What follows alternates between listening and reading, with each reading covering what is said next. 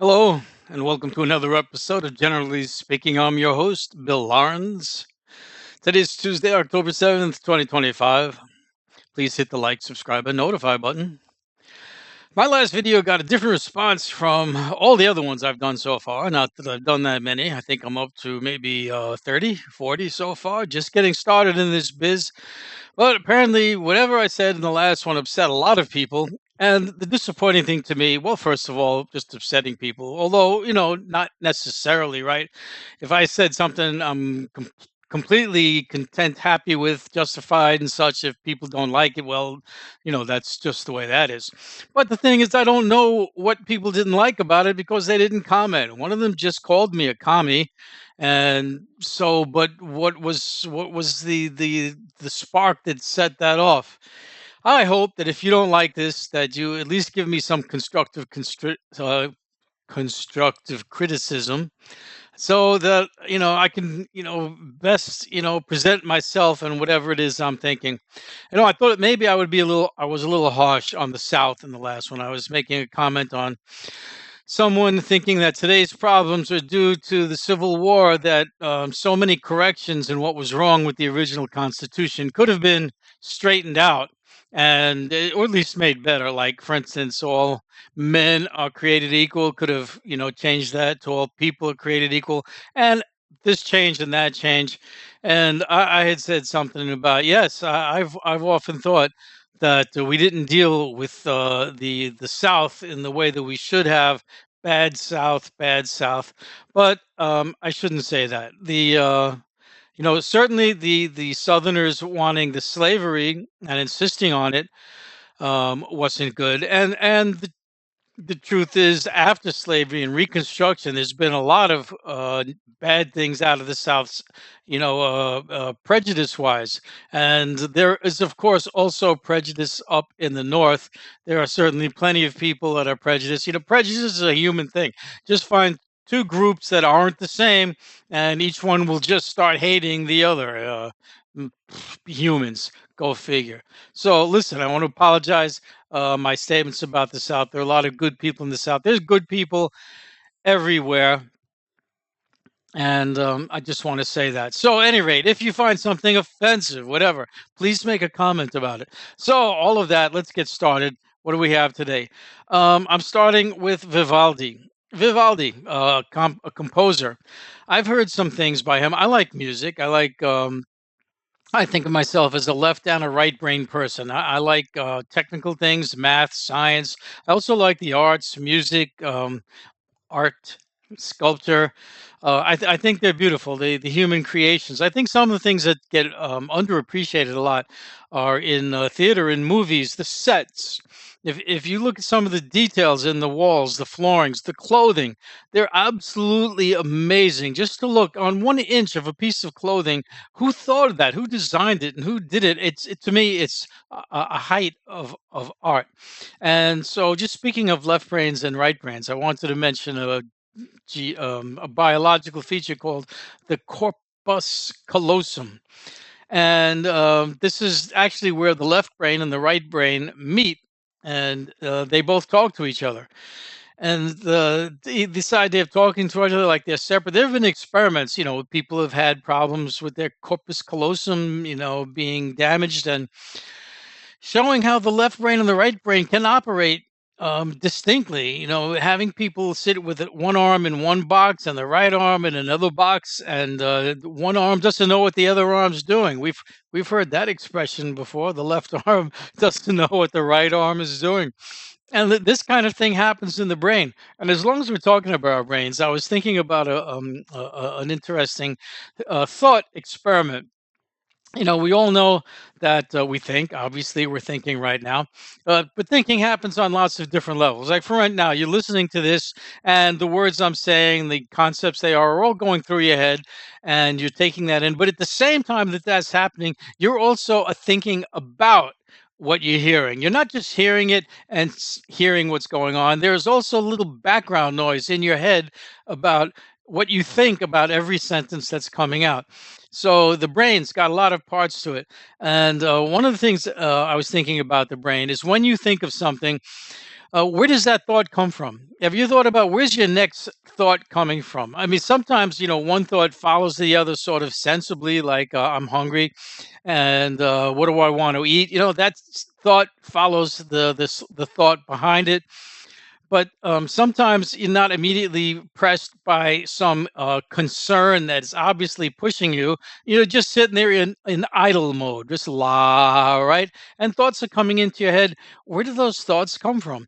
That's the idea of we don't know a lot about the universe. And this is a criticism I have of science. I don't say it's really a criticism, but they claim, listen, we're the arbiters of knowledge, and in a sense they are. They don't believe, they don't try to focus on things that get made up at all. You got to have some proof. Everything has to have some proof. But you get into areas where proof just can't exist, like for instance that we have thinking beings, that we think. Nobody can prove that we think. It's something that everybody themselves knows that they're thinking. I know I'm thinking, I'm thinking. And this comes into the idea of artificial intelligence. You see a computer program to make all the correct responses. They sound just like human, but are they really human? What would make for human? What's the difference between us and a machine? We claim we have a soul. Of course, nobody sees the soul. Nobody knows about a soul. What would be the innermost piece of us that we would say a machine doesn't have? What's our consciousness? And where would a consciousness come from a machine? Suppose a machine's got programs to look at its environment and care for itself and think about what it wants. And that's the thing. Do machines want anything? Well, if they can get to the point where they're thinking, their programs can consider what their programs did previously and consider what to do next, then it starts becoming like a human machine. It's like what we do. And then that's where I get back to, what do we do? How do we think? Where does our original thought come from? Try to sit back and just like blank out the world and just think about you, yourself, your consciousness, your being at the center, just your you-ness, and your you being, thoughts and ideas. Now, obviously, you're more than your thoughts and ideas, are you? We say that what you think is what you are, but then you got this idea of, well, no, you are the thing that does the thinking, so you aren't the thinking yourself. But then if you're not the thinking, what thing are you? I mean, is there anything there? All you are is what you think of. But then look, you go to sleep and you pass out, you're not thinking at all. Are you not there? I mean, we would say you're still there, but in what sense? Oh, the mind. I certainly went off onto different things, and I started with Vivaldi. What did I want to say about Vivaldi? I saw a thing on the Four Seasons. Now, I've seen little TikTok YouTubes about this or that orchestra, playing a Vivaldi piece, and the Four Seasons is a very popular one. And I just got to say, I loved it. I love Vivaldi, and I love that Four Seasons. All right. Away from that kind of stuff, I'm going to try to move quickly. I always say I'm going to move quickly. It always ends up being 20 minutes. Clarence Thomas, he's a Supreme Court judge. He's reaffirming that precedent is meaningless. In other words, the things that have always stood the test of time have been recognized, established, as they say. They get preference. They someone comes up with something that might challenge it, it's a hard rock to move, because the idea is, listen, this is the way it's been. This has been established. It's for so long, and the biggest focus point on that is, of course, Roe v. Wade, which provided abortion rights, and then the Dobbs decision, which just destroyed it. And so you got this argument. Oh, I guess precedent be damned, huh? I gotta say, I'm for precedent be damned. Why should something be the way it is just because it's been that way? All right, something's been horrible. We've been throwing babies off cliffs forever. Why should we stop doing that? Right? I don't see any reason for precedent to have precedents. All right. The Trump administration canceled a wind farm.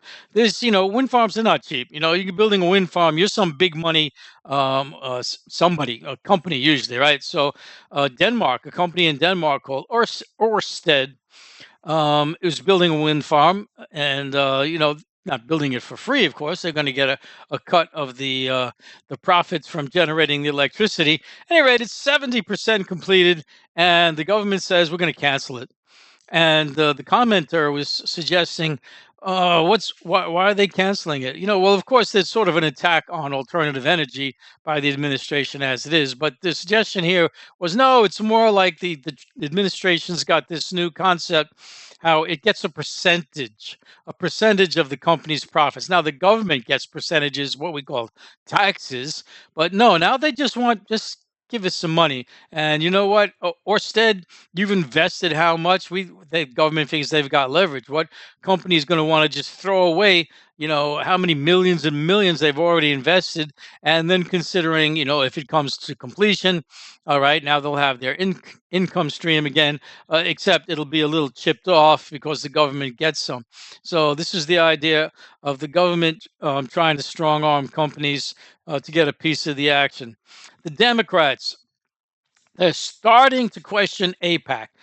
And this is unbelievable because the sway of APAC, mostly in terms of how much money they give to people to support them, but it's interesting that this started with the Republicans, Marjorie Taylor Greene and Candace Owens and Tucker Carlson started, saying that the atrocities in Israel are our atrocities, that it's a genocide. The Democrats taking forever to come around. Democrats, when I was young, my age, I was a Vietnam War kid, and we fought the war, and it was like the Republicans are all for the war hawks. Now it's the other way around.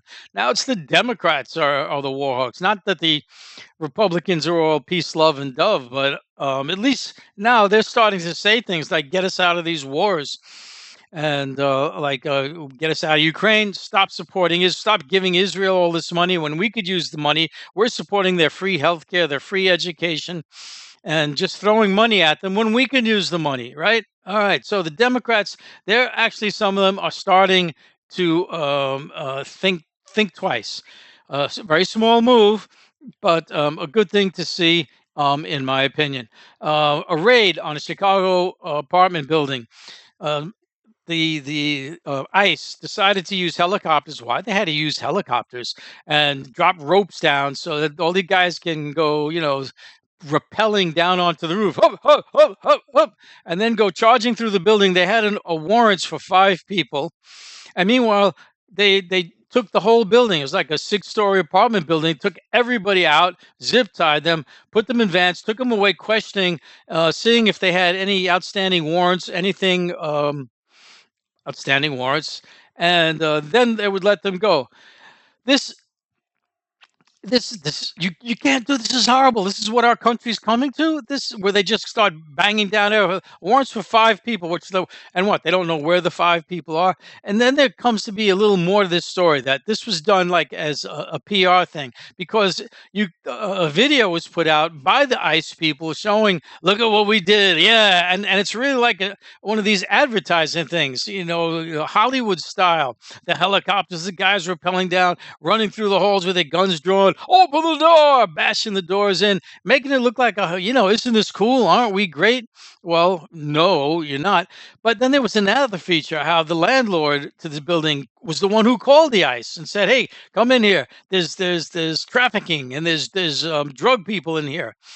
And it turns out this landlord was one of those, bad ones. It seems like there are a lot of them, that never repairs the place, has been under,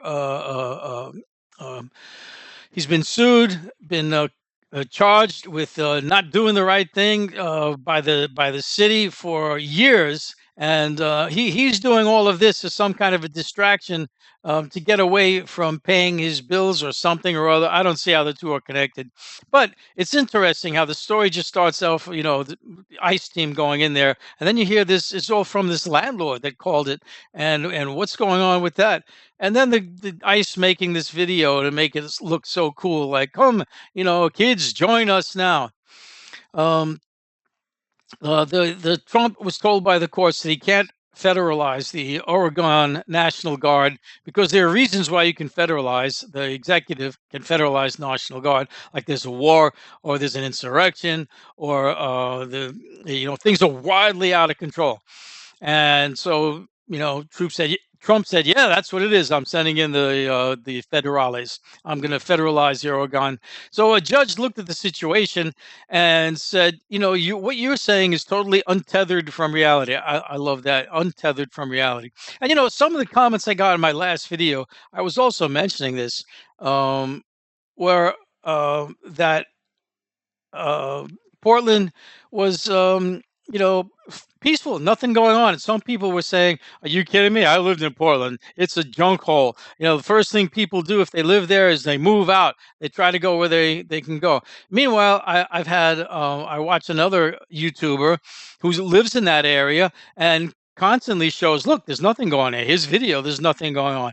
Plus, on top of that, I haven't seen all the videos showing how, yeah, it is, there is disasters going on here. Now, part of the reason could be because I'm a lefty. I end up watching lefty media, and so maybe they're out there and I don't see them, right? Okay, so any rate, the judge said you can't send the Oregon National Guard. So what does Trump do? So, well, I'll send the California National Guard, which again, that's a whole thing I don't get, because the judge ruled that Trump did wrong in California and can't do that. But then said something like, "Well, but the Guard, you can still keep your control over the California National Guard for now." I don't know why, but so he's going to send the National Guard. The judge went ballistic. I feel like I said this in my last video, but it's on my new list. So here we go. Just jumping into another story, and an actress. No, let me see. I gotta get my list in order here. A judge's home was blown up, and the question is why. This was a judge, a liberal judge, who didn't want to send the voter registration data that the Trump was asking for. He wants to get voter registration information, which he doesn't normally happen, shouldn't happen, and a number of states are refusing to give it back, and this judge was one of them in South Carolina. And of course, there was negative comments coming from the Trump administration, mostly in the form of Steve Miller, who is very bad at the things he says about the Democrats are terrorists. They're all extremists. They're all trying to tear down this country. I mean, when people talk about don't say extreme things, this guy just says it left and right. At any rate, there you go. There's a big explosion in the house, and the thing's on fire. I heard one fire person commenting on it. Said, "I've never seen a house blow up like this." Says this seems like an arson deal, no question. The amount of flame was there. Were accelerants used, but the bottom line, nobody's claiming what happened yet. So Democrats, especially liberals, don't want to go down that Charlie Kirk path, where as soon as a person gets murdered, we all start claiming who did it. It was the right, it was the left. So we're all standing back saying who. But of course, the suspicion is there. But forget suspicion. Let's see if something real comes of it. What happened? Hegseth, he was giving a speech before the generals. I'm just commenting on general mentality, on military mentalities, generally speaking, how they're so robotic. They stand in these rows when they salute, everybody up arm, like robots. Exactly. And so as Hegseth got done with the speech, it was obviously his last word. And in his speech, you're listening somewhere else. Everybody would look at each other, maybe make a comment to your neighbor. You get up, you're gonna move, but not in the military. No, they got a guy standing on the side there. Room, attend, room, attend, hut. You know, uh, come on. Can't you be human? All right. Yeah, my stupid little picky point. Any rate, so what do we got here? Oh, this was interesting. AI, right? Artificial intelligence. We've all seen movies where the actors aren't real, right? I mean, you got a human looking head and then just a robot pieces on the bottom. And, it's all movie CGI, as they say, computer generated. So there's an AI actress. So they even give her a name, Tilly Norwood. And there was a story about agencies, what do you call them? Something agency, actor agency, talent agencies, saying they want to sign her up, which obviously they're not signing her up. I guess they're just signing for the rights to use her. And they're thinking, But this is great. An AI actor is going to do whatever you want, whenever you want, and not complain about anything. And it's funny. One person was commenting on it, says, well, that's pretty much how Hollywood has always treated actresses in the past, anyway. And I had to laugh because it was so true. Although actresses and actors, generally speaking, have gotten a lot more rights now over time, but especially women were always abused. Women have always been abused. Men abuse women. They still abuse women. Human society, human people are very abusive. So, yeah, you know what? Women, they learn to walk without looking at people. They learn to walk with their heads down, or if there are people walking towards them, men or women, because they develop because of men, they learn how to just look straight ahead. There's a guy passing by. They're not going to look at the side. They're not going to look that way. They're looking straight ahead. Why? Because men are abusive. They see one thing, a girl look at her, hey, babe, hey, how you doing, chickie? Come drive with me in my car to my bedroom. Men, disgusting. That's all. Anyway, so this actress thing. All right, the actors are getting upset because you've got artificial actors and actresses now. You don't need actors and actresses. You can just put a computer generated actor there. They look absolutely real now, which I guess is frightening for AI altogether, especially when we start getting things in the news that purport to show you exactly what happened. Here, look, you don't believe me? Look, here it is. Here's the video of it. It's all just made up. But the actors and actresses are getting upset. Look at that. Another one of those instances in which technology catches up to a particular group of people, and they're put out of business, like the buggy whip people got put out of business when the automobile came. There were these people called the Luddites, named after some guy, Lud something or other, when factories first started getting going, and they would attack the machinery and they're going to put us all out of business. And so automation certainly has been putting a lot of people out of business. It's been huge transformations in the job market since then. But they're getting, really upset about it. That this AI is going to replace them. Well, maybe they can get jobs as waitresses or bartenders. A lot of them started out that way, so maybe they can, get jobs doing that.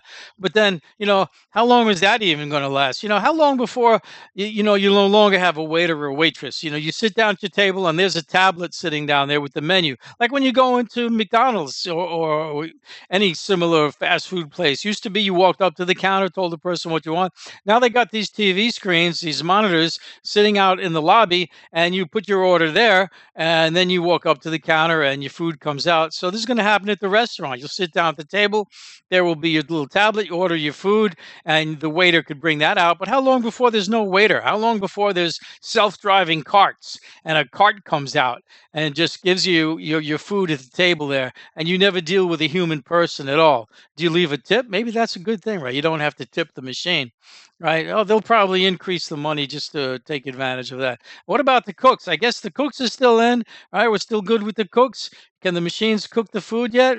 I'll bet they're working on it.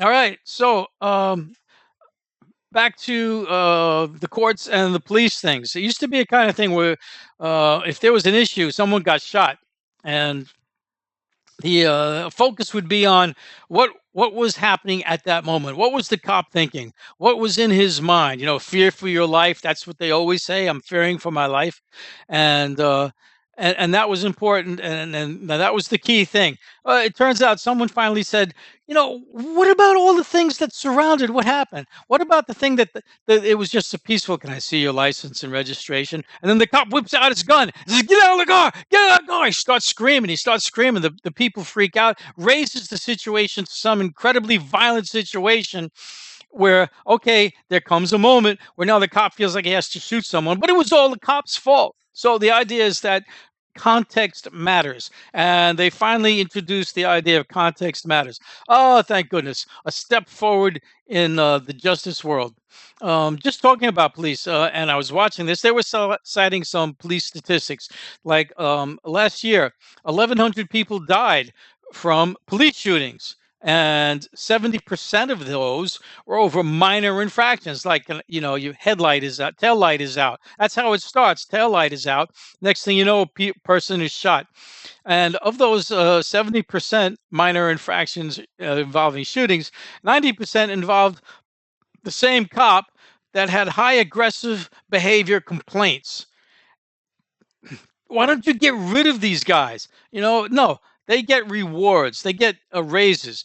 So all of these, infractions, what happens? Only 1% of the officers face consequences.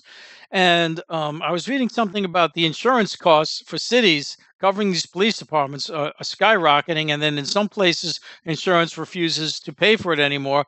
And this was saying that in Texas, 23 police departments had to close because they couldn't afford the payouts that the insurance was covering. And I say, this all really shocked me. I had no idea that there was insurance. I mean, it made sense to me that there should be. I was always saying police should have insurance. And if it gets to the point where an officer is no longer covered because the insurance says this guy's a bad asset, a bad whatever liability. He's a bad liability. Then he's out. I'm thinking maybe what happens now is the insurance companies are just covering the town or covering the department. They should get more focused. They should cover the individual. Then this way, the town wouldn't have to worry about we can't pay the high rates because it would just be the officer paying the rates. So that's the way that should go. What else we got here? Um, Cops can no longer automatically disarm you for safety. They pull you over something. First thing they ask you, do you have bombs? Do you have nuclear weapons? Do you have cocaine from Venezuela? Are you a drug dealer? You have brass knuckles? Do you have a knife ready to stab me? All right. And they always says, listen, well, I don't know who you are. You could be anybody. Yeah, right. Everybody in the street is, you don't know who they are. What do you think? Everybody's got bazookas. Everybody's got, Agent Orange. They're all ready to, shoot you at it. They've all got you in their scopes. Right. So, any rate, nowadays, this is the gun country. Everybody can carry a gun. Everybody can have a gun. There's places where you don't need to register. You don't need to anything, and you can just have a gun and carry it with you in public on your holster, no questions asked. Except that when the police get involved, now that suddenly they got an issue with you have a gun. All right, so there's been things where they wanted, let me see the gun, let me hold the gun for my safety. It's always for my safety. It kills me when they say, and for your safety. Listen, I'll worry about my own safety. Yeah, I'm not asking you to worry about my safety. I'll worry about my safety. Which gets me to another thing, this libertarian thing with like, you can't commit suicide. Why? I'm me. This is my life. I can't do what I want with my life. You know, Give me a break. Or I can't do dangerous things. It's me. It's my body. Let me do whatever I want with it. Let me throw myself off a bungee cliff if I feel like it. All right. So, at any rate, cops can no longer just automatically give me a weapon. I'm going to hold it while I'm questioning you, and they can't automatically disarm you for their safety. What else? Just talking about guns now. There's a nice, really cool gun. I like guns. I mean, no, I'm not a gun person, but technology. I like technology, and guns are a technology. At any rate, we've got some laws against guns or involving guns, and one of them deals with short-barreled rifles. I don't know exactly what it is. You can't have any short-barreled rifles or some kind of short-barreled rifles, something like that. But at any rate, the old tricky gun manufacturers, trying to look for a way around it, they invented this cool-looking gun called the antithesis. So it works around the legal prescriptions by being capable of shooting two different types of bullets. As one thing about a short barrel rifle was it was described as it shoots a single kind of bullet. So they made this gun where it can shoot a this bullet and it can shoot a that bullet. So it's not a short barreled rifle, and so the courts, the legal people say, oh, no, no, no, no, no, no, no. Who are you trying to pull the wool over here? I say, look, we're just following the specifics of the law. So forget that. And a big legal battle. And I'm just trying to um, getting around the laws. So Illinois Governor Pritzker, he denies Trump access to the Illinois National Guard. So finally, we're getting some kind of pushback. And I was wondering about this. What Trump is doing is legal. Like I said, there's specific reasons why a president can commandeer a National Guard. and none of those reasons have been met, and yet he still commandeers them. And how he just keeps getting away with it, I don't know. Well, the judge said that he can't do that in Oregon, and so he decided he was going to pull the California National Guard. Which, one thing I got to say about this story was, thank goodness that he thought, I've got to listen to what the judge said, and I'll get around it by taking the California National Guard. Thank goodness that there's still some sense of, I have to listen to the courts at some point, sometime, somewhere, some forever. But then now we got Governor Pritzker saying, "Listen, you can't take our National Guard because you don't have any justification." So this is that thing where, the military. What happens when the military is given an unlawful command? You're not supposed to do it. You're not allowed to do it. You can get thrown in jail. You can pay consequences for following an illegal command. And I was thinking about this. How about all these National Guardsmen that come from all these different states? Take some for red states like South Carolina, and why do they go? Why do they go? They should say, wait, what? For what reason? You don't have any reason. They should just say no. But they go anyway. And I got to tell you, if I'm a blue state and National Guards are coming into my state from the red state, I consider this war. If there's anything I could do, to put the screws to that state, I would do it big time. Oh, what? Oh, you're fine with sending military into my state? Screw you. All right. Well, there we go. All kinds of talks. Corpus callosum, Vivaldi, antithesis rifles, and all kinds of other things. And please comment if there was anything you didn't like about this. Give me a comment. Let me know. I need to know. All right. Thank you for watching. Hope you enjoyed it. Hope I see you again. You take care.